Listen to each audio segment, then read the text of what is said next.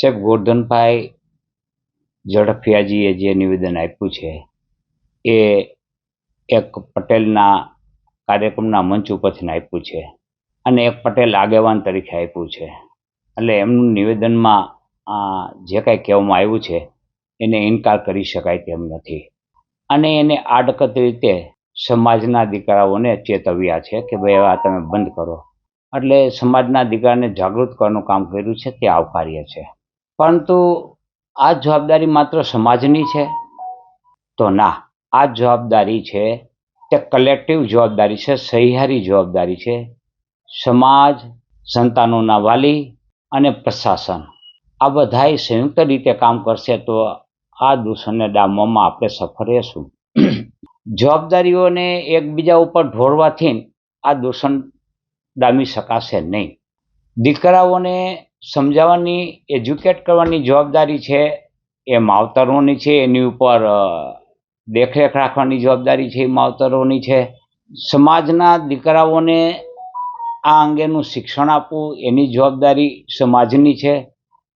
અને આમ છતાં સમાજના દીકરાઓ જો આમાં પાછા ન વળે તો એની ઉપરની કાર્યવાહી કરવાની જવાબદારી પ્રશાસનની છે. આપ જાણો છો કે પોલીસ તંત્ર પાસે બુટલેગરોના લિસ્ટ હોય છે. ક્યાં કેટલો દારૂ વેચાય છે, ક્યાંથી ખપત આવે છે, બધી ખબર છે. તેમ છતાં માત્ર દારૂ પીધેલો પર કેસ કરી અને દારૂબંધીની અમલવારી કરવામાં આવી રહી છે તેવું દર્શાવવું તે ગેરવ્યાજબી છે. કેસ થવો જોઈએ બુટલેગરો ઉપર, કેસ થવો જોઈએ જ્યાંથી દારૂ આવે છે તે નાકાઓ ઉપરના અધિકારીઓ ઉપર. એને બદલે દારૂ પીનારા ઉપર કેસ કરી અને સંતોષ માનવામાં આવે છે તે અપૂરતું છે. એના માટે સરકારે હવે પોલીસ તંત્રએ જાગૃત અવસ્થામાં અને કડક પગલાઓ લઈ અને આ બધીને ડામવા માટે આગળ આવવું જોઈશે. એ વાત સાથે ફાજુલ ખર્ચાઓ ન હોવા જોઈએ એ વાત સાથે ચોક્કસ સંમત છે. આ અગાઉ મેં પણ ટ્વીટ કરેલું કે અત્યારે કરોડો રૂપિયાના ખર્ચે લગ્ન થઈ રહ્યા છે.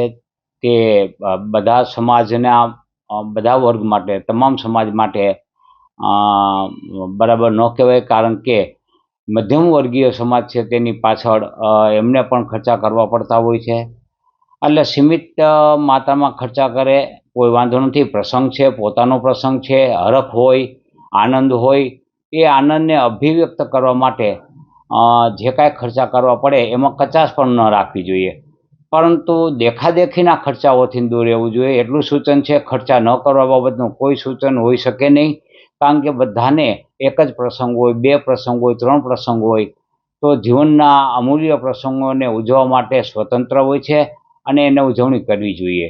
દેખાદેખી એટલે કે મેં પ્રસંગ કર્યો, મારી પાસે કેપેસિટી છે, મારી પાસે પૂરતી આવક છે અને મેં પ્રસંગ કર્યો, પણ મારા એક બીજા પરિચિત છે એની પાસે પૂરતી આવક નથી, એની પાસે કોઈ મિલકતો નથી અને ઓછી ઉધારા કરીને અથવા તો વીઘો વેચીને પ્રસંગો ઉજવે છે. તો એવા પ્રસંગો ઉજવવા ન જોઈએ. ત્યારે પોતે પછડી પ્રમાણે સોળ તાણીને આ પ્રસંગોને ઉજવવા જોઈએ.